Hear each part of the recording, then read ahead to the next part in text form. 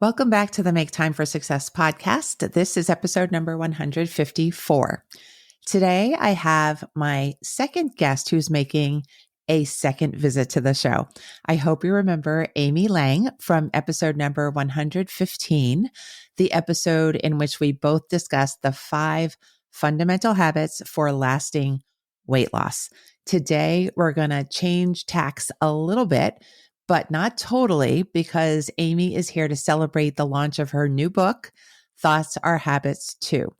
I've had the privilege of reading an advanced copy of this book, and I can tell you that it is delightful, filled with expert advice, and so very useful for anyone who is struggling with their weight, shape, or dieting, and or anyone who's just plain interested in developing a sane and loving way to change their habits.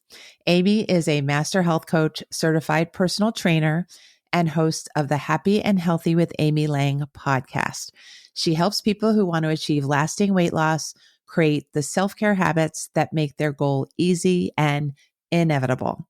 After a decade in the high-tech industry, working at companies like Netscape, Oracle, and Yahoo, Amy decided to take a chance on herself and pursue her lifelong passion, real healthcare. She's been in the health and fitness industry since 2003, first as the owner of Pacific Heights Health Club in San Francisco, where she and her team helped thousands of clients achieve their health and fitness goals, and then as the founder of Moxie Club, an online coaching business she started in December 2019, where her reach has expanded across the US, as well as Canada, Australia, and Western Europe. She is also my dear, and very funny friend. Let's go listen to our conversation and her brilliance together now.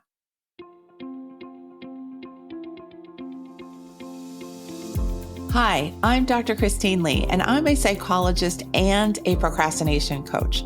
I've helped thousands of people move past procrastination and overwhelm so they could begin working to their potential.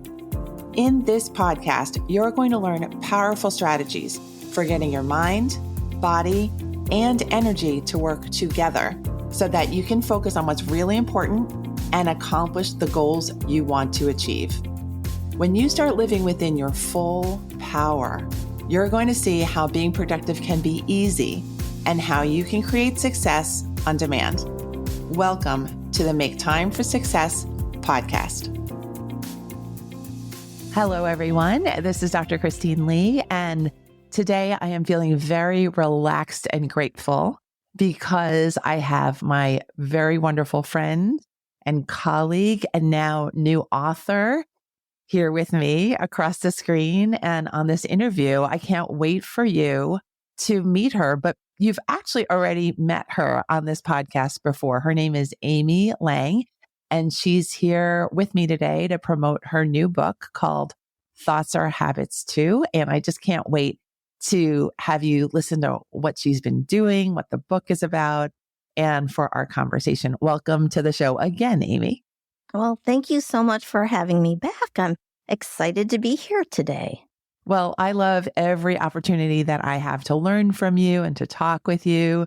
You are so funny and you have such a chill vibe and you know so much. And I'm really excited to talk about all things food, diet, eating, and culture with you, because having read your book, the draft version of your book, it's wonderful. By the way, thank you for all the hard work you've put into it.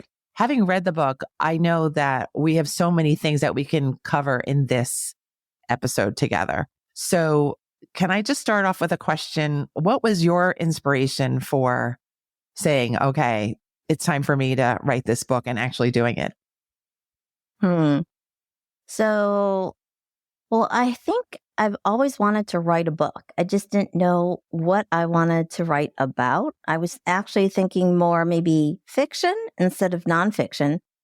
But with all the coaching I was doing, and then as I was wanting to level up, one of the certification programs I went through was actually for intuitive eating, to become an intuitive eating certified counselor. And interestingly enough, I went through the whole process. I got the certification. but I fundamentally disagreed with some of the things that they were saying. I found them disempowering. So I was like, okay, well, I have an opinion. I'm going to own my expertise here because I've owned a health club for 15 plus years. I've been coaching people for so long. And what I observed and what they were proposing didn't work for me. And so I was like, well, how do I help people then who maybe feel the same way, but don't know what to do instead? And so that's where this whole idea around rediscovering joyful eating came about.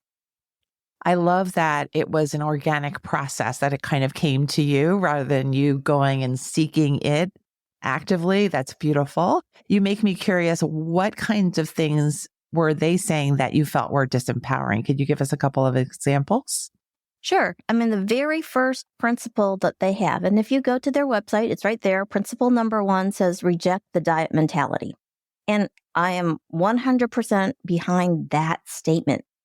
But the very next sentence on their website says to get angry at diet culture and all the lies that you've been told and all this promises for the quick fix. I'm sort of paraphrasing, but it starts with get angry. And to me, when you get angry, you're giving your power away. I mean, that energy isn't available to you if that's where it's tied up. And part of me also understands that if you're angry, it means some part of you believes what's being told. And you're right. And you've internalized that, and then you're rejecting that part. And so one of the chapters in my book, and actually even in the subtitle, I say, free yourself from diet culture. So it really is looking at the underlying belief system, the premise, and really evaluating it, examining it, asking, is it true? Right? There's always the 4 questions. Is it kind? Is it helpful? Is it necessary? Is it true? Right? I change the order up. I usually start with, is it true? And when you look at the underlying belief system of diet culture, one of the things that it really is based on is this idea, this notion that your self-worth is dependent, like it's a function of the size and shape of your body. And when I say it that way, like if I ask you, is that true? Like in your heart of hearts, do you really believe that your worth has anything to do with the size and shape of your body? Like we always talk about beauty is, that there's like the inner beauty. This is the stuff that we really want to embrace. I want to be healthy. How does that thought help me be healthy? And if it doesn't, what's a different thought? I love that. And you're really touching upon how complex this entire sphere that you've bravely taken on for the book is, right? Because even the concept of anger around food and dieting, or what people are thinking about you and your weight and shape, or what you're thinking about your own weight and shape, just that alone is a whole universe to unpack. And you've taken just all the complexity and brought your lovely attitude, which we've already heard in just the past few minutes, to this very complicated and I would say drama inducing topic that we can all, I think, if you're an eater at all, and I think with the diet culture that there are a lot of emotional ups and downs about how do we do this? How do we find our happiness? How do we find what is intuitive to us? Things like that. And I know you have these beautiful frameworks in the book and in your mind about how to approach the whole concept of how do I straighten out my own system so that I can feel calm enough to change my habits for the better, change my habits for health. Do you want to share a couple of principles that you might really love with us now? Sure. Ask the question again. Just if you could just give us some of the core ideas that you make sure that you coach your clients in, things that are absolutely essential to ground people in a positive mindset about the fact that they can change what might have been very upsetting or disordered in their past behavior. Okay. So one of the things that is key is to come from a place of self-love. So I always talk, in the previous episode, when I was here with you, I talked about the fundamental 5 self-care habits. And I say self-care, and that's packed with a lot of meaning. I really am talking about coming from this place of you're good enough already, and you deserve to feel better. You would want to take care of yourself. Think about anything that you love in your life, or anyone, or we were talking before you hit the record button about my puppy who just turned 1. If you're a parent and you have kids, that love is probably even deeper than for your dog or your pet. We want to take care of them. It doesn't matter what they look like. We want to take care. Think about that. Like, would you not take care of something because of the way it looks? If you love your car, you're going to wash it. You're going to take it in for service. So I want whatever we're choosing to do to come from a place of love, of acceptance, of being good enough already. That's the first thing. The second thing is when you're coming from that place, then this idea about forming healthy habits of playing the long game come into play. This is where we start thinking in terms of falling in love with the process and not worrying about that result, that destination. How do we practice detaching from that outcome? Because there's a quote from, I can't remember who she is, but she talks about how we live our days is how we ultimately live our life. So do you want to look back on your life? If you have a history of dieting, is that how you want to live your life? I mean, that's, I think, also why so many people, when they go on diets, they go for a set period of time. I want to lose weight, and then I'll go back to my life. I've put it on hold while I'm doing this. And it's a series of those things. And that's not how we want to live our lives. I mean, Matthew Perry recently passed away. And I think I read that he had gone to rehab something like 65 times in his life. That's not something he wanted to do. But if you've tried dieting multiple times a year, you may very well have been on 65 different diets of one form or another. Is that how you want to live your life? I would say probably not. How about creating habits that you want to have for the rest of your life where you're taking better care of yourself so that you can feel good, so you can show up the way you want to? So those are 2. The third one is to know your why. What is it you really want? So one of the things in intuitive eating that I didn't talk about earlier was this idea. So to reject the diet mentality, they really are saying, stop focusing on weight loss. Let your body find they called it the natural set point. And they really push against this concept of a healthy weight. In a healthcare setting, if we're talking about a particular BMI range as being deemed normal or healthy, and your body composition, the way you're built, puts you on the overweight end of it, then it can do a number on your self-esteem, your self-worth, all that stuff, your body image. So they really push hard against that. And so what I try to do is, if it's a loaded term for you, I talk about optimal weight. I say, let's understand for what you want to do in your life, the things you want to be able to do. If part of that why is to find an optimal weight for yourself, then let's do that. What does that look like? And what would you be doing to support that? Because it's part of your whole life. It's not this idea of when I lose the weight, then I'll be happy. It's this, I'm already feeling good, and this is how I'm taking care of myself.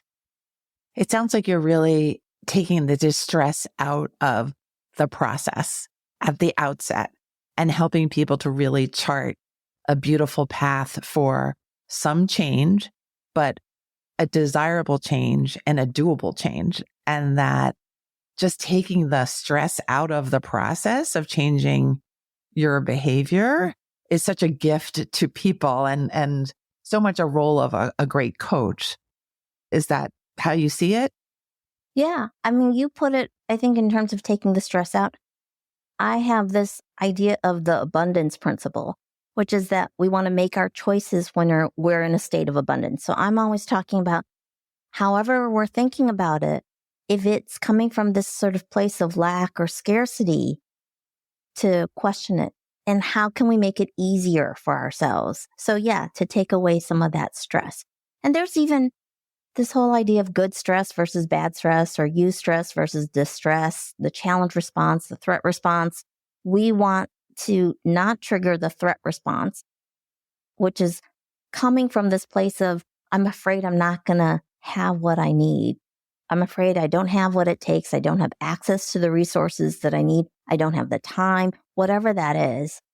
And instead, thinking it, and I usually say it helps if you look at the bigger picture. If you find yourself in that state, see if you can back up, get from, like the 50-foot level to the 1,000-foot level, or even 10,000-foot level. Try to create some distance. Try to get some objectivity even, so that you can discern. You can really take a look at, like, how am I interpreting what's happening, and how can I think about it differently, so that the next step is actually feeling really easy. I love that. And I think when we're focusing on what the scale is saying or how big our portion is, that it has a way of narrowing our viewpoint, our viewfinder, our perspective. And it sounds like what you're doing is helping people to just feel comfortable thinking bigger and thinking about more possibilities about how their results can be achieved more flexibly, that you don't have to put yourself in a small container anymore, that you don't have to deprive yourself to make changes happen. And that sounds just lovely to me. Well, I'm hoping that it sounds lovely to everybody that's listening. Yes, me too. Can you share with us maybe a case study of someone who was saddled with maybe a fixed belief or a limiting belief, and that you just help them to say, you know what, that's actually not where I want to go, or that's not actually the path that is actually going to get me the result that I want? You can even use a personal example if you have one. Yeah, I was actually thinking probably my own is the one that I can probably it's like a series of thought shifts that happen. So in the book I talk about, and I'm just going to share the story. So it's in the first chapter anyway. So I was 14 years old, and my family, we sat down and watched The Dukes of Hazzard on Friday nights. And I have this memory of my dad saying to me, when Catherine Bach's character, Daisy Duke, came on the screen, he said, she has the perfect figure. Okay. Now, this woman, I believe she was 25 years old at the time. She's 5'8", if you're not familiar with what she looks like. So she's tall, and she's very long-legged, very lean. She's not, I wouldn't call her super curvy, except she had good boobs. And so her outfits always had, she showed off her midriff, right? Nice flat tummy, and her boobs, she had cleavage.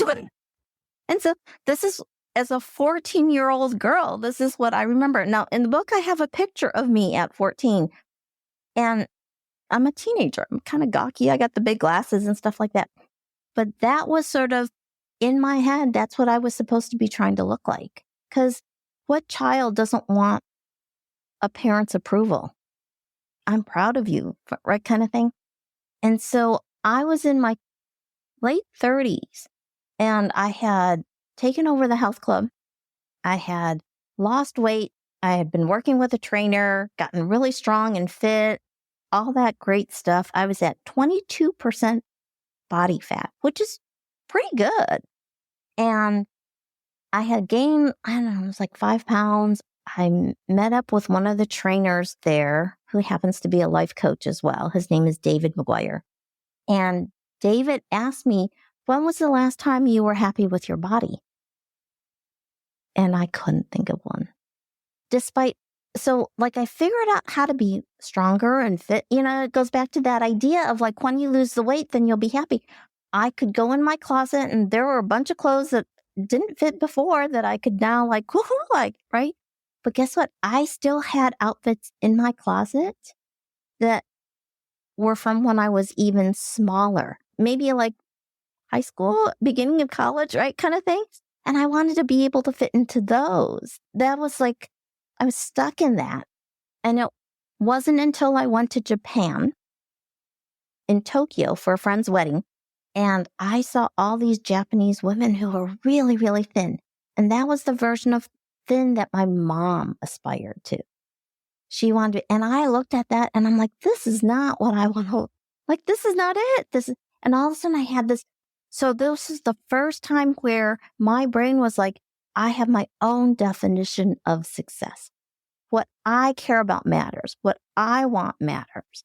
So it's this sort of combination of things, right? Different points in my life where I got an idea and then later on I had to like challenge the idea and come up with what's my own.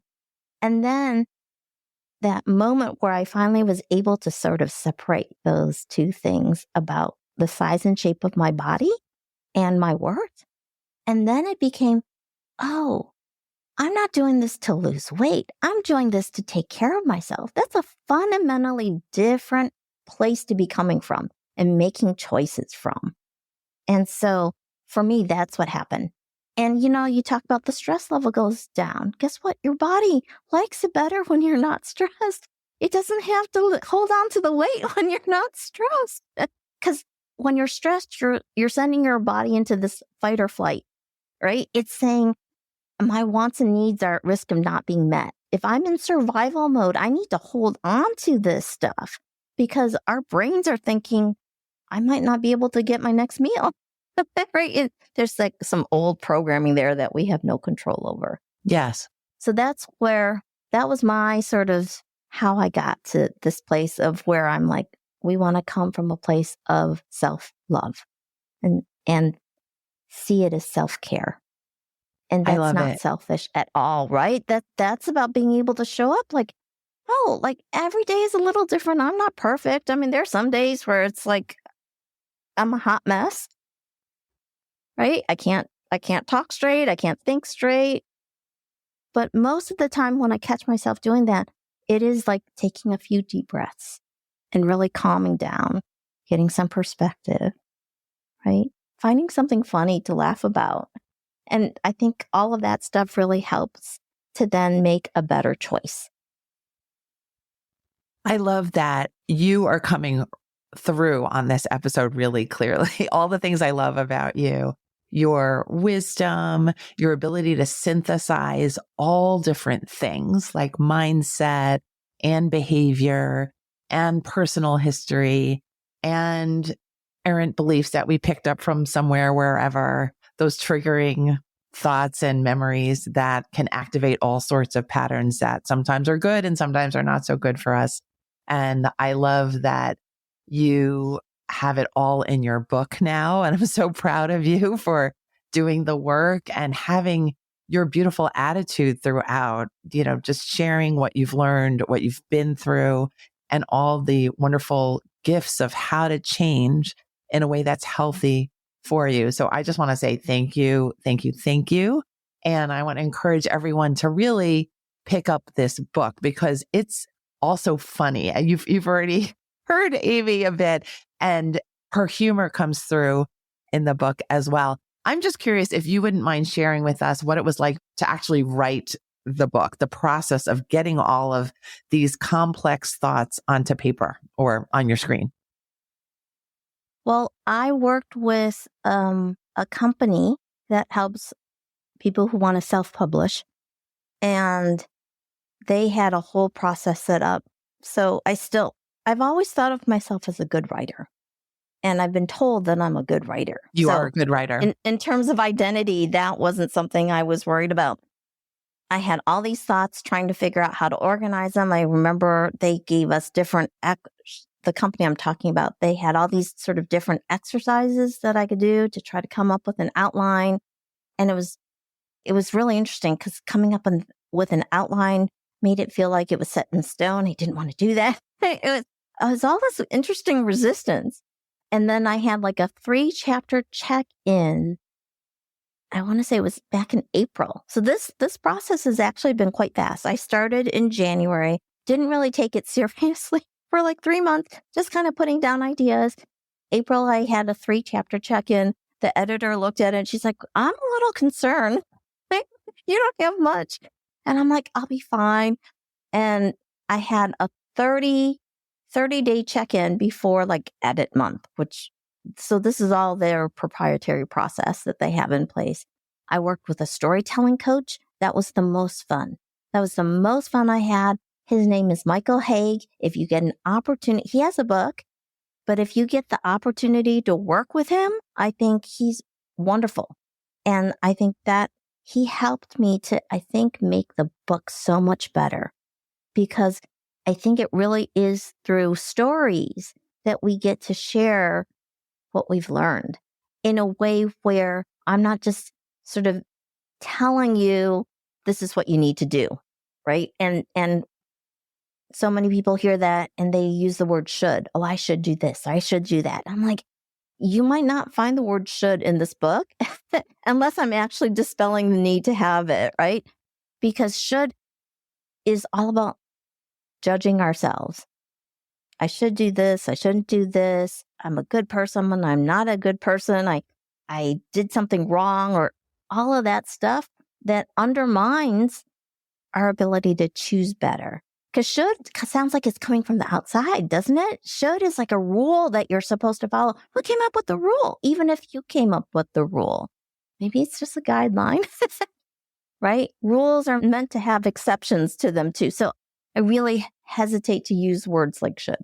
Right? Yeah, for me, should conveys pressure. And, I'm right along there with you, thinking that pressure is just not going to be helpful if you want to do something for yourself that's healthy.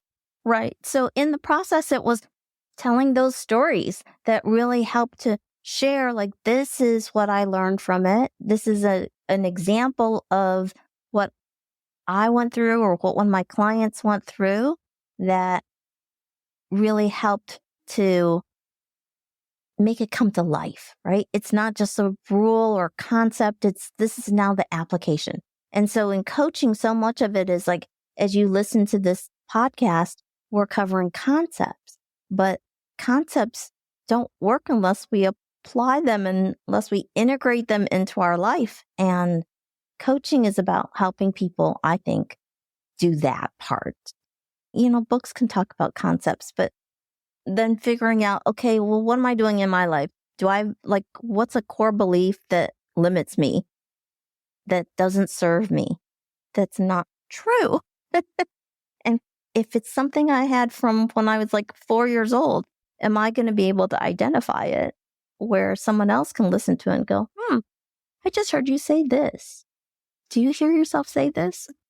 Right? That kind of thing.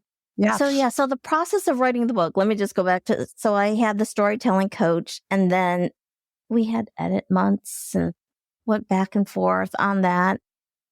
And then now we're just in the final stages of editing it and proofing it. And I got the last digital proof, a printed proof. And then I'm like, they're using an old version of the cover.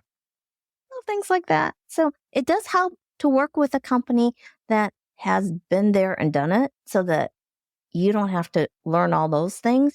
You get to focus on the writing. Beautiful. And that's what I did. I'm glad it was a successful process for you and that you enjoyed the storytelling coaching in addition to that. That sounds lovely. You're reminding me of what I think I said in our first episode together about your ability to be really logical and really creative at the same time. You're kind of like an investigator and a seer of facts and data and how things are running, but also you're creative and generative and imaginative. And I love that mix about you. And I think that's all in the book as well. By the way, it's a really lively read. She's got wonderful stories, case examples, jokes, principles for how to change your thinking. Everything's in this wonderful book. So I'm just going to really hype it up. Thank you. You're very generous and very kind with your words. You are like the ultimate strength finder. I feel like every time I see you interact with not just me, but with people around, you're so good at being able to help people like see their strengths, because I think part of what makes things easy is playing to your strengths and knowing that strengths are not like we can be strong in one area and learn how to take those things and transfer them to other areas too. Like we talk about growth mindset, fixed mindset, right? There's that like you're not just good at this thing. You can be good at other stuff too. It might take you a little while, depending on your background, your experience, your interest, all that kind of stuff. Resistance. But you're so, yeah, you're just, right? Your motivation. But yeah, you're so good at that. So thank you. Well, thank you for saying that. I love that. I appreciate that. You're helping me to know myself. So thank you. Thank you. So let's share with our listeners how they can actually get their hands on at least a piece of this book. I know you have something prepared. Yeah. Yeah. So I have the first chapter available as an excerpt. You can go to thoughtsorhabits2.com. So it's all one word. And you may get redirected to another website, but that's the easiest way for you to remember it. It's thoughtsorhabits2.com. And you can get the excerpt, get on my mailing list, and I will let you know as soon as the book is actually available. It's soon, but because I'm working with another company, I haven't learned all the steps. So I don't know between now and when it's going to be available, like how much time there is, but it's soon. Depending on when this is released, it may very well already be out at that point. So, but it's a moving target because it's not everything that's under my control either. It'll be going through Amazon.com. Okay, sounds great. So thoughtsorhabits2.com for the first chapter. Just feel free to get that right now, right after you turn off this episode. That'll be great. Stay in touch with Amy because she's got so much to share, not just about food, diet, and eating, by the way. She's a coach on lots of different topics, including sleep, well-being, exercise, hydration. So she's definitely someone you want to follow. And Amy, I'm just curious, what would you want our listeners to remember walking away from this episode? Maybe something in particular about their relationship with food, eating, and their self-esteem.